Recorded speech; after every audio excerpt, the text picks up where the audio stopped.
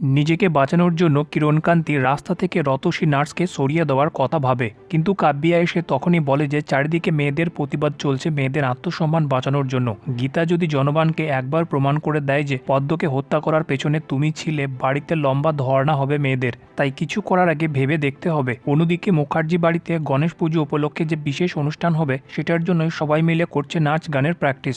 রাত্রিবেলা অগ্নিজিৎ যায় ব্রজবালার কাছে, কিন্তু দৃশ্যটা মোটেও আগের মতো নয়। একটা ছেলের মতো অগ্নিজিৎ ব্রজবালাকে গিয়ে তার পায়ের কাছে বসে জিজ্ঞেস করে যে মা, আমি শুনলাম তুমি নাকি ভালো গান গাইতে পারো, আমাকে তো কোনোদিন শোনাওনি। ব্রজবালা বলে, তোর মনে নেই, কিন্তু ছোটবেলায় আমি তোকে গান শুনিয়েই ঘুম পাড়াতাম। যেটা শুনে ব্রজবালার প্রতি অগ্নিজিতের ভালোবাসা আরও বেড়ে যায়। তাই অগ্নিজিৎ ব্রজবালার জন্য একটা গিফট এনেছিল।